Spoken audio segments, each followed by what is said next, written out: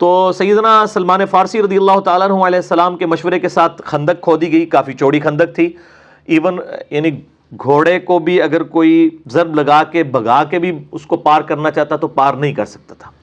اور آج بھی مدینہ شریف میں اس خندق کے کچھ آثار موجود ہیں. جو لوگ یعنی مدینہ شریف کی ہسٹوریکل جگہوں کا وزٹ کرنا چاہتے ہیں، وہ مسجد نبوی کے باہر ٹیکسی ڈرائیورز کھڑے ہوتے ہیں، وہ آپ کو ان جگہوں کے اوپر لے جاتے ہیں. ابھی بھی اس خندق کے کچھ آثار باقی ہیں. اتنے چٹیل پہاڑوں میں اس زمانے کے اندر خندق کا کھودنا یہ بہت مشکل کام تھا. بہرحال مسلمانوں نے الحمدللہ جو ہے وہ تقریباً 12 سے 15 دن لگا کے یہ خندق کھود لی، اور یہ سائڈ بھی. اور عرب کے لوگوں کو پتہ ہی نہیں تھا کہ یعنی مسلمانوں نے مدینہ شریف کا دفاع کس طریقے سے کیا. ان کے تو ذہن و وہم و گمان میں بھی یہ طریقہ موجود نہیں تھا. وہ تو جب آئے تو ایک دم وہ ششدر رہ گئے کہ اب ان کے ساتھ کیا کریں، اور ان کو مجبوراً باہر ہی پڑاؤ ڈالنا پڑا.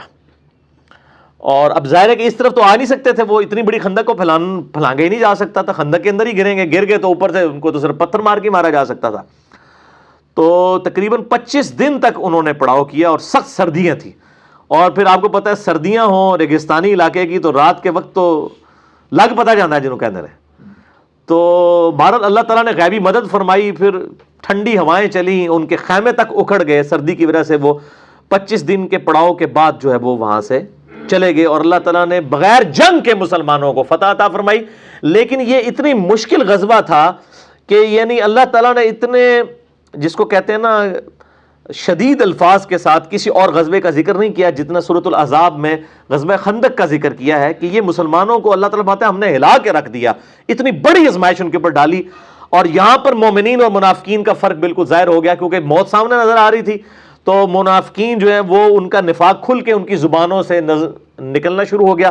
اسی کا ذکر آپ ان آیات میں سنیں گے بھی کہ یار یہ تو نبی صلی اللہ علیہ وسلم نے اور اللہ نے نعوذ باللہ ہمارے ساتھ جھوٹے جو ہے وہ وعدے کیے تھے، اور یہ تو جناب موت ہمارے گلے پڑ گئی ہے، ہماری بیویاں بھی پیچھے مطلب وہ بے آسرا ہو جائیں گی، اور ہمارے لیے تو ٹوائلٹ جانا مشکل ہو گیا ہے. اور یہ نبی جو ہے میں کہہ رہا ہے کہ رومن اور پرشین امپائر گریں گی، کیونکہ وہ دلائل النبوہ امام بیہقی کی کتاب میں آتا ہے نا، مسند احمد میں بھی آتا ہے کہ ایک اسی خندق کے موقع پر ایک پتھر نہیں ٹوٹ رہا تھا، بہت بڑا پتھر. تو نبی صلی اللہ علیہ وسلم کو آ کے شکایت کی گئی، تو آپ صلی اللہ علیہ وسلم نے اس پہ 3 دفعہ کدال مارا اور وہ ریزہ ریزہ ہو گیا. پہلی دفعہ جب کدال مارا تو آپ صلی اللہ علیہ وآلہ وسلم کے لیے ایک روشنی ظاہر ہوئی، صحابہ نے نہیں وہ دیکھی، یعنی آپ صلی اللہ علیہ وسلم کو ظاہر ہوئی. پھر دوسری دفعہ، تیسری دفعہ، پھر آپ صلی اللہ علیہ وآلہ وسلم نے فرمایا کہ 3 دفعہ روشنی میرے لیے ظاہر ہوئی. ہر دفعہ جو میں نے کدال مارا، پہلی دفعہ اللہ تعالیٰ نے مجھے رومن امپائر عطا فرما دی، اس کے خزانے جو ہیں وہ اللہ تعالیٰ نے مجھے عطا فرما دی ہے. دوسری دفعہ مارا، فرمایا اللہ نے مجھے پرشیا بھی عطا فرما دیا، دوسری سپر پاور بھی گئی. اور تیسری دفعہ فرمایا اللہ نے مجھے یمن بھی عطا فرما دیا. اور منافقین جو تھے اوپر سے کلمہ گو مذاق اڑا رہے تھے کہ ہم تو ٹائلٹ جانے سے مجبور ہوئے ہیں، اور یہ پیغمبر ان کو کہہ رہا ہے کہ رومن اور پرشین امپائر گرے گی. یہاں تو یہ ان عرب کے قبائل کا مقابلہ نہیں کر پا رہے، تو یہ رومن اور پرشین امپائر کیسے یعنی گرائیں گے؟ حالانکہ یہ 5 ہجری کا واقعہ ہے، 12 سال کے اندر رومن اور پرشین امپائر گر گئی تھی. یہ اللہ تعالیٰ کی ایک غیر معمولی مدد تھی نبی صلی اللہ علیہ وآلہ وسلم اور آپ کے جانثار صحابہ کرام علیہم رضوان کے ساتھ. تو بہرحال اس خندق کو کراس نہیں کر سکتا تھا. بہرحال ایک شخص تھا عمر ابن عبد ود، یہ عرب کا ایک مشہور جو سمجھ لیں کہ آپ جنگجو انسان تھا.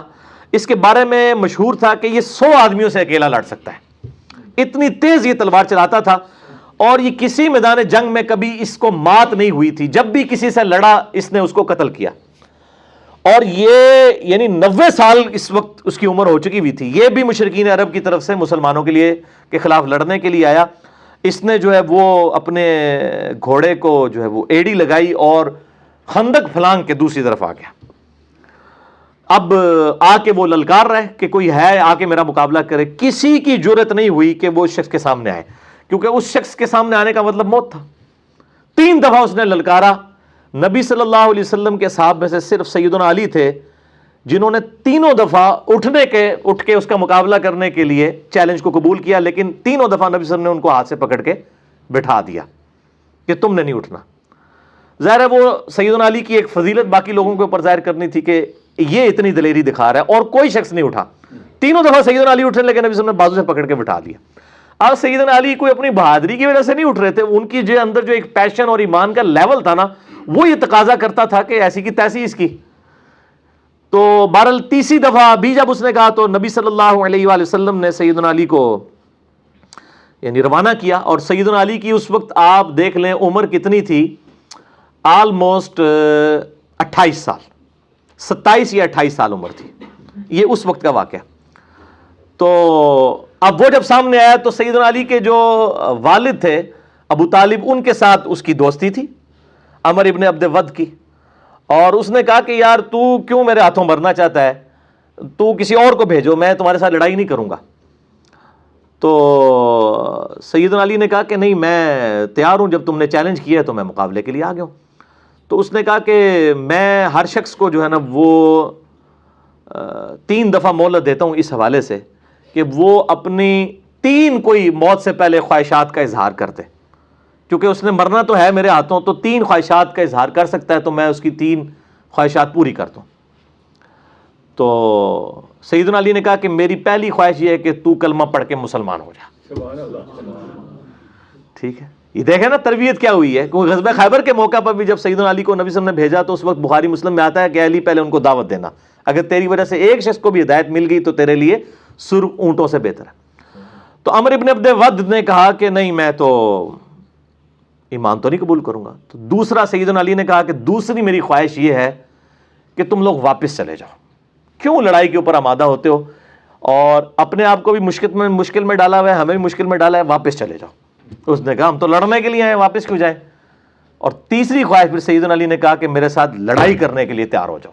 یہ تیسری خواہش سیدنا علی نے کی. ٹھیک ہے, تو بہرحال ایک وار کے اندر ہی اس کا کام تمام کر دیا سیدنا علی رضی اللہ تعالیٰ عنہ نے, اور اس کو جہنم واصل کر دیا عمر ابن عبد ود کو. یہ بہت بڑا ایک واقعہ تھا, اور اس کی اتنی ڈیٹرس پڑی مشرکین عرب کے اوپر کہ ان کے پاؤں پھر لڑکھڑا گئے, پھر کسی نے جرت نہیں کی دوبارہ خندق کو کراس کرنے کی, کیونکہ ظاہر ہے جب ان کا سب سے بڑا جرنیل جس کے اوپر ان کو مان تھا تو وہ ایک 27 سال کے لڑکے کے ہاتھوں مارا جاتا ہے, ظاہر ایک ینگ ایج کا بندہ.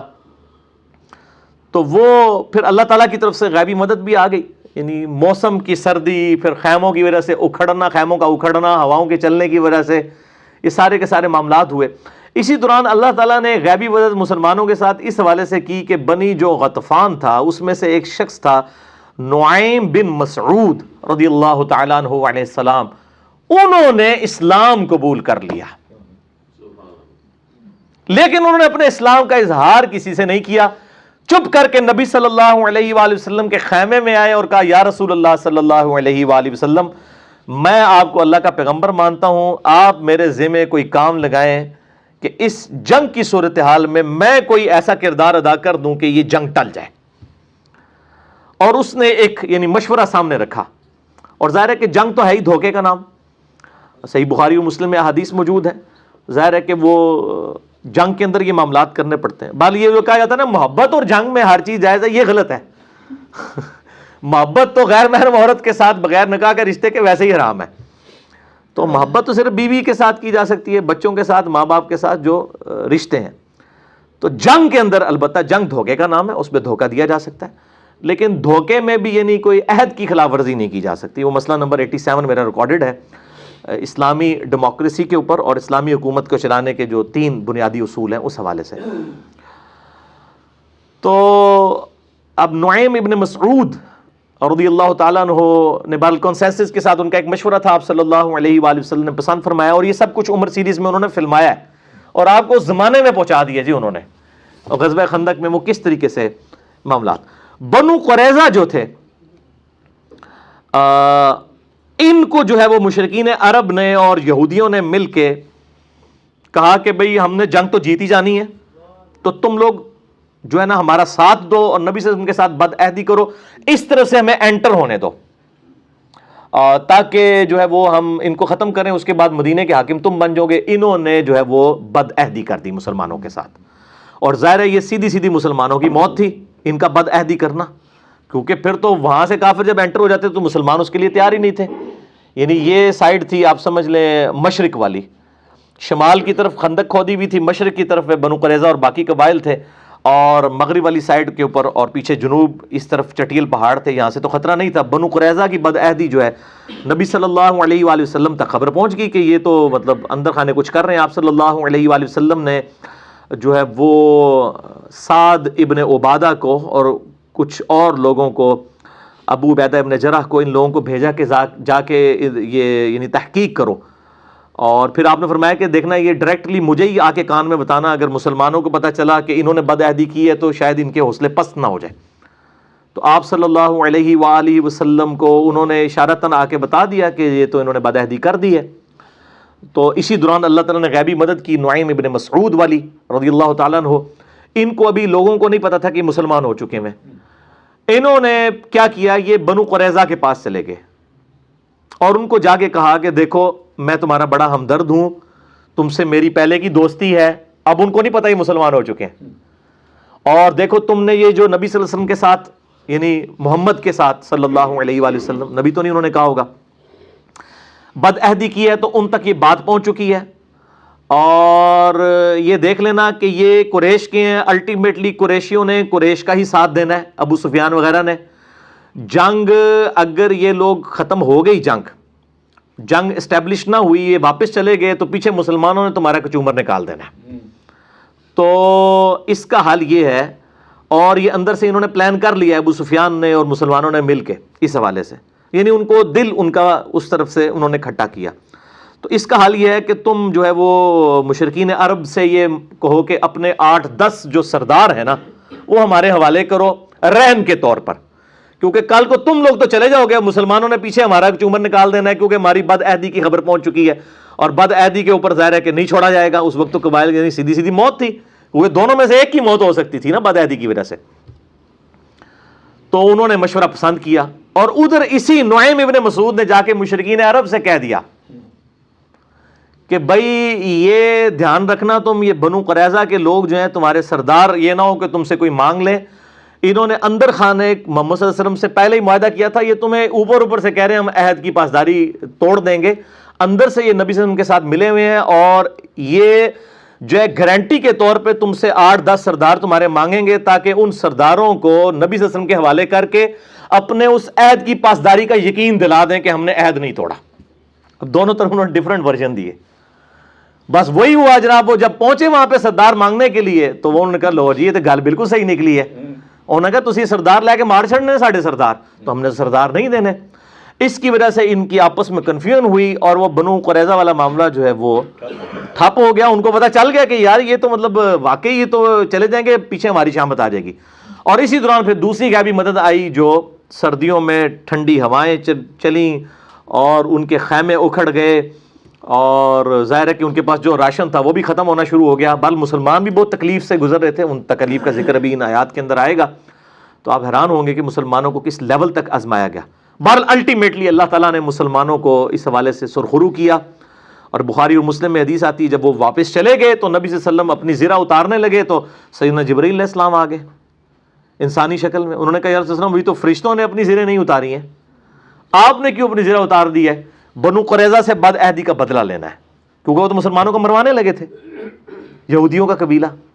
تو آپ صلی اللہ علیہ وآلہ وسلم نے فرمایا، بخاری اور مسلم دونوں میں موجود ہے، آپ نے فرمایا کہ اب تم لوگ، آپ نے سیدنا علی کو اور کچھ اور اصحاب کو لشکر دے کر روانہ کیا اور حکم فرمایا کہ عصر کی نماز نہیں پڑھنی مگر بنو قریظہ میں جا کر. اور یہ وہی حدیث ہے جس میں نے پہلے بھی کئی دفعہ بیان کیا کہ صحاب کے 2 گروہ ہو گئے، عصر کی نماز قضا ہو رہی تھی، کچھ لوگوں نے راستے میں پڑھ لی، کچھ لوگوں نے وہاں جا کے مغرب کے وقت میں عصر پڑھی کہ نبی علیہ السلام کا حکم تھا. بیسیکلی تو آپ یہ کہنا چاہ رہے تھے جلدی وہاں پہنچو، لیکن بعد میں آپ صلی اللہ علیہ وآلہ وسلم نے کسی کو کوئی اس پہ قدغن نہیں لگائی. جنہوں نے ظاہری حدیث کے اوپر الفاظ پہ عمل کیا ان کو بھی مطلب ان پہ بھی کوئی گرفت نہیں کی، اور جنہوں نے اس کی تھیم کو فالو کیا کہ راستے میں نماز پڑھ لی اور قضا نہیں ہونے دی، ان کو بھی کچھ نہیں کہا. بہرحال وہاں پر پہنچ گئے.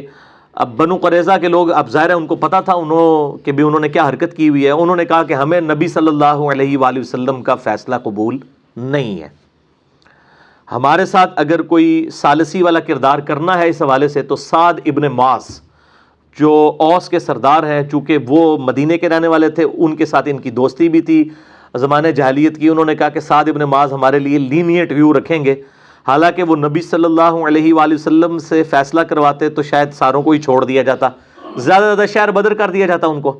آپ صلی اللہ علیہ وآلہ وسلم کی طبیعت میں شفقت کا پہلو غالب تھا. بالوں نے خود اپنی موت کو آواز دی سعد ابن معاذ جو تھے ان کو اس دوران گھٹنے میں تیر لگا ہوا تھا، بہرحال وہ اسی حالت میں، اور اسی میں انہوں نے دعا کی تھی کہ اے اللہ اگر آج کے بعد مشرکین عرب مسلمانوں پر چڑھائی نہیں کریں گے تو اے اللہ اسی زخم کو میرے لیے کھول دے اور شہادت کا باعث بنا دے کہ میں نے نبی صلی اللہ علیہ وسلم کا جتنا دفاع کیا اس حوالے سے مشرکین عرب کے خلاف میں نے جو ہے وہ حضور کا ساتھ دیا، اور یہی وہ شخص ہے سعد ابن معاذ جس کی وجہ سے مدینے میں نبی صلی اللہ علیہ وسلم اسٹیبلش ہوئے تھے، اور بعد میں ان کا زخم بھی وہ گھٹنے کا کھل گیا اور وہ شہید ہو گئے اسی زخم میں۔ اسی گھٹنے کی تکلیف میں ہی وہ وہاں پر گئے اور انہوں نے پھر کہا کہ تمہیں میرا فیصلہ قبول ہے، تو پھر میرا فیصلہ یہ ہے کہ جو تم میں سے جوان لوگ ہیں اور یعنی مرد، ان سب کو قتل کیا جائے گا بد عہدی کی سزا میں، کیونکہ تورات کے اندر بھی بد عہدی کی سزا یہی لکھی ہوئی ہے۔ بد عہدی کا مطلب یہ ہے کہ آپ مسلمان قتل ہو جاتے ہیں نا اس کے بدلے میں، تو اب ان کو بھی اس مقابلے میں قتل ہونا چاہیے کہ انہوں نے مسلمانوں کے قتل کے فتوے جاری کر دیے اس حوالے سے کہ بد عہدی کی، اور عورتوں کو اور بچوں کو، اور بچے ایسے کہ یعنی جو بہت چھوٹے بچے ہیں جن کے زیر ناف بال نہیں اگے ہوئے، جو بلوغت کی عمر تک نہیں پہنچے ہوئے، ان بچوں کو جو ہے وہ مسلمان قیدی بنا لیں گے اور ان کے مال کو بھی، اور اس کو پھر قرآن پاک میں اللہ تعالیٰ نے سورۃ الاحزاب کے اندر انڈورس بھی کر دیا۔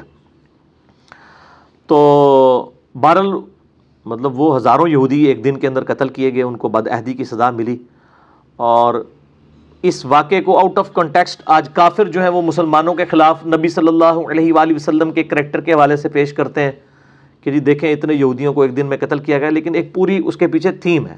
آج بھی جو غدار ہیں ان کی سزا ساری حکومتوں کے اندر قتل ہی ہوتی ہے، اور انہوں نے تو اس بڑے لیول کی غداری کی ہے کہ مطلب مسلمان سارے کے سارے مارے جاتے ہیں۔ اگر یہاں سے اللہ تعالیٰ بر وقت اپنے نبی صلی اللہ علیہ وآلہ وسلم کو غیبی خبر نہ دیتا، وحی کی تائید نہ حاصل ہوتی، تو ظاہر الٹیمیٹلی یہ سزا ہونی تھی، اور ان کی اپنی شریعت کے مطابق سزا دی گئی۔ تو یہ بد عہدی کی سزا والا جو معاملہ تھا یہ کفار کے ساتھ ہوا تھا، مسلمانوں کے ساتھ نہیں ہوا تھا۔ مسلمانوں کے ساتھ جب اس طرح کے معاملات ہوتے ہیں تو نہ ان کی عورتوں کو لونڈیاں بنایا جاتا ہے، نہ ان کے مردوں کو غلام بنایا جاتا ہے، اور اس کی واضح مثال جو ہے وہ جنگ جمل، صفین اور نہروان ہے۔ سیدنا علی رضی اللہ تعالیٰ عنہ علیہ السلام نے تینوں جنگوں کے اندر اپنے مخالفین کو شکست فاش دی ہے، لیکن نہ تو کسی کی عورت کو اپنا غلام بنایا ہے، نہ کسی کے مرد کو غلام بنایا ہے، نہ اس طریقے سے، اور ایون بعد میں بھی آپ رضی اللہ تعالیٰ عنہ نے علیہ السلام ان کے وظیفے بھی اسی طریقے سے جاری رکھے، چاہے جمل کے لوگ ہوں، صفین کے ہوں، نہروان کے ہوں۔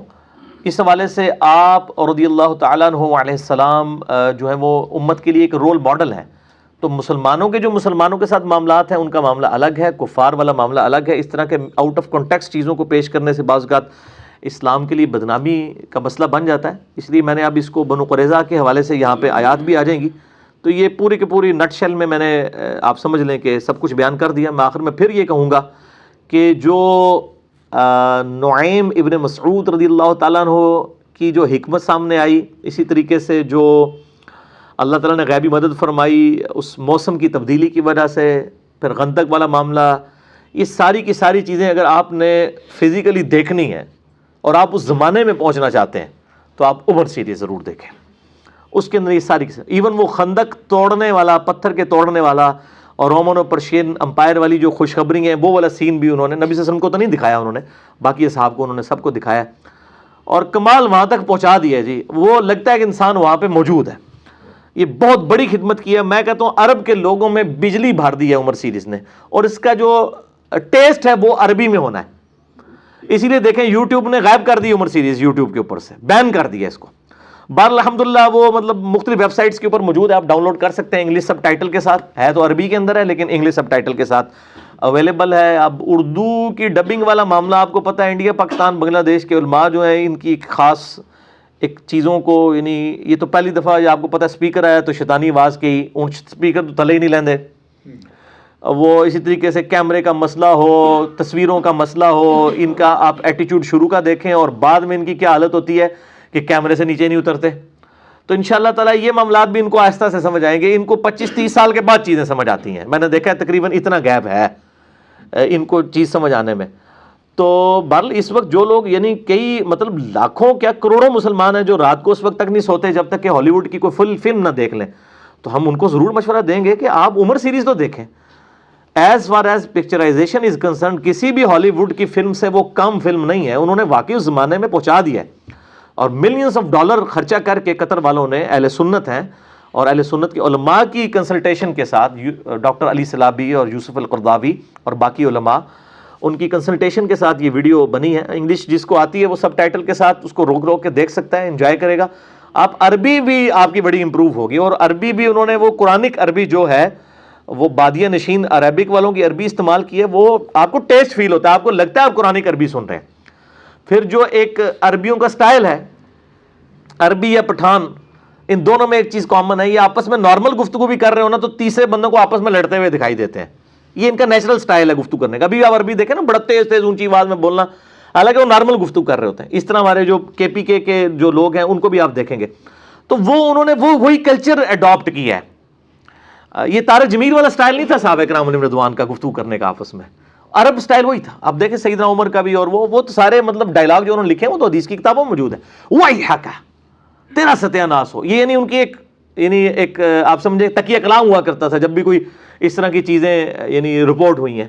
جیسا کہ سیدنا عمر کا انہوں نے دکھایا کہ جب وہ شہادت کے زخم میں تھے تو سیدنا مغیرہ ابن شعبہ نے وہاں پہ مشورہ دے دیا کہ آپ اپنے بیٹے عبداللہ بن عمر کو اپنے بعد خلیفہ نامزد کر دیں. اور یہ مغیرہ ابن شعبہ رضی اللہ تعالیٰ عنہ جنہوں نے حضرت معاویہ کو بھی یزید کو ولی عہد بنانے کا مشورہ دیا تھا, تو اور انہی کے غلام نے ہی سیدنا عمر کو بھی شہید کیا تھا. تو انہوں نے اس زخم میں جب یہ بات کی تو پھر سیدنا عمر نے وہی ہے کہا, ٹھیک ہے تباہ و برباد ہو جا تو, تیری ہلاکت ہو, تو اس طرح کے مشورے مجھے دے رہا ہے. نبی صلی اللہ علیہ وسلم کوئی بادشاہ تو نہیں تھے, وہ تو اللہ کے پیغمبر تھے.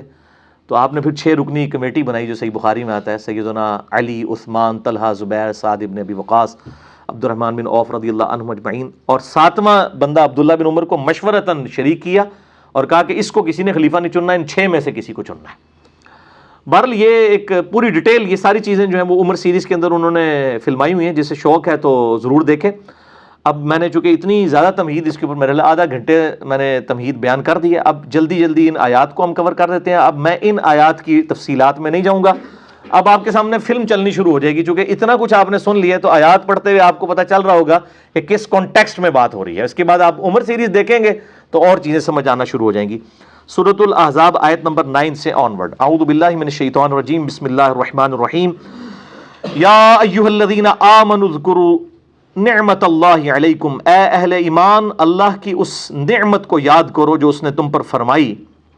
اذ جاءتکم جنود فارسلنا علیہم ریحا, جبکہ کفار کے جھنڈ جو ہے تم پر حملہ آور ہو گئے, کتنے گروہ, تو ہم نے ان پر ہوا آندھی بھیج دی. وجنودا لم تروہا, اور ہم نے ایسی فوجیں تمہاری طرف سے لڑنے کے لیے ان پر مسلط کر دی جن کو تم بھی نہیں دیکھ رہے تھے, یعنی فرشتے.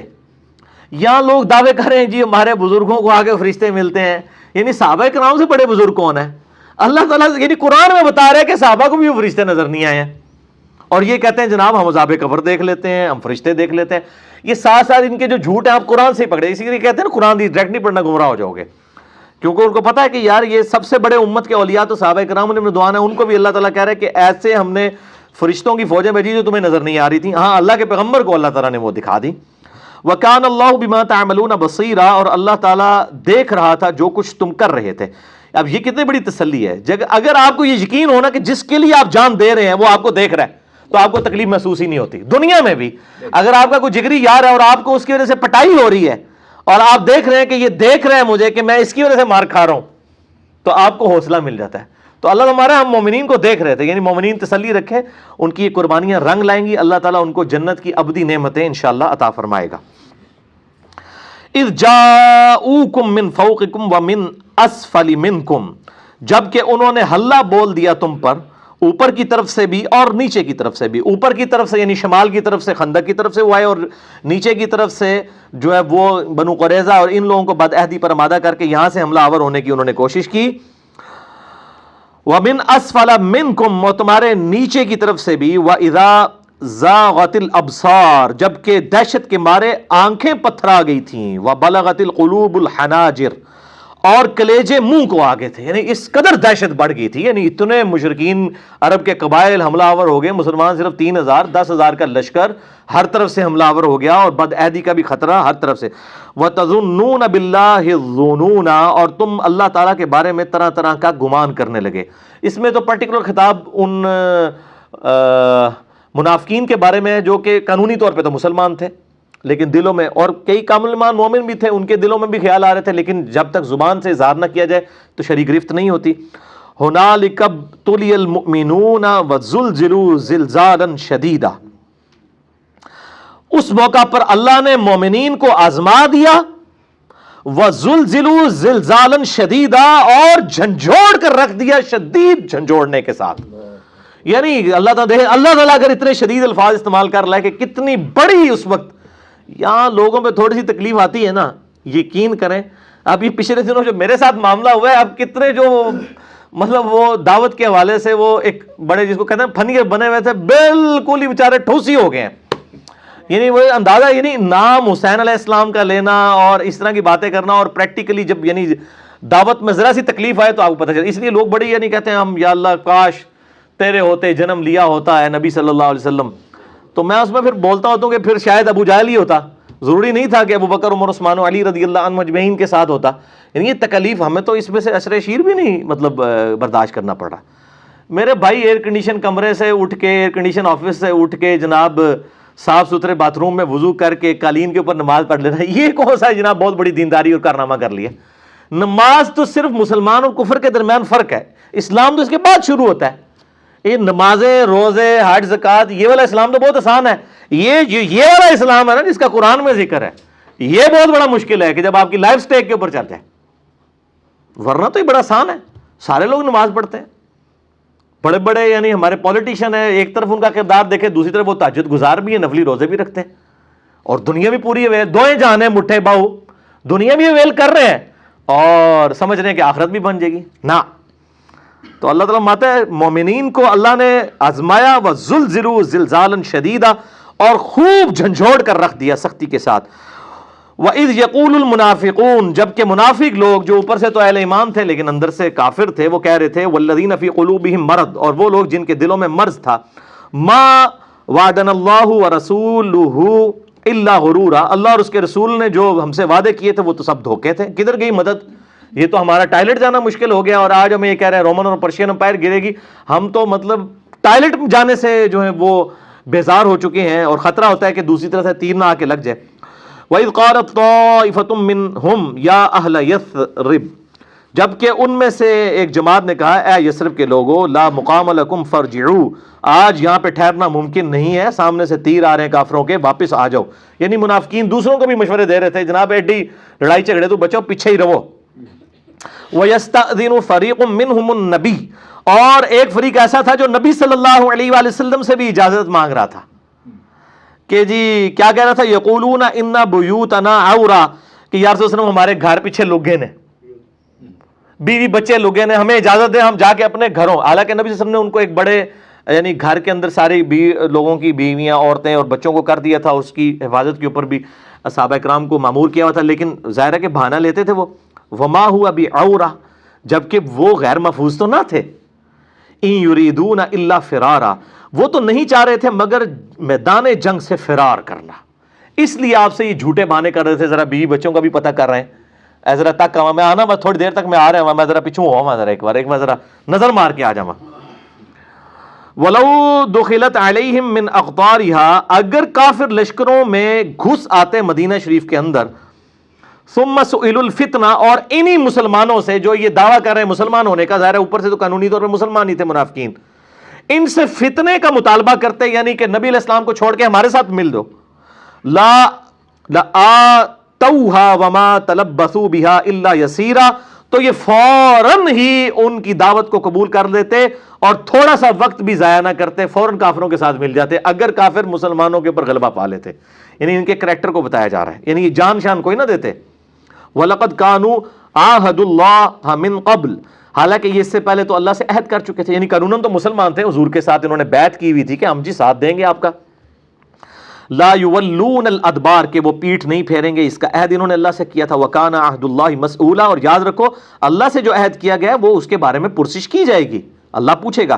قل لن ينفعكم الفرار، اے نبی صلی اللہ علیہ وآلہ وسلم ان سے فرماؤ کہ اے بھگوڑو، تمہارا میدان جنگ سے فرار کرنا، بھاگنا تمہیں کو فائدہ نہیں دے گا.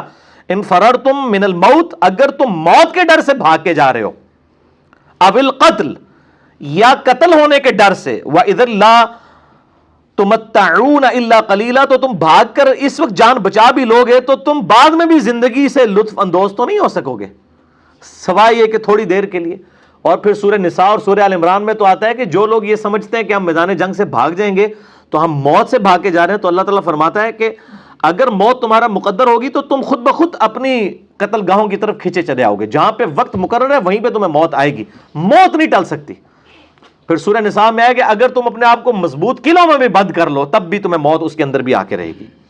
اور یہ مسلمان کی یعنی بنیادی عقیدہ ہے. جس طرح اللہ کو ایک ماننا بنیادی عقیدہ ہے, اسی طریقے سے یہ عقیدہ بھی بنیادی ہے کہ موت نہ ایک لمحے آگے نہ پیچھے, یہ آ ہی نہیں سکتی.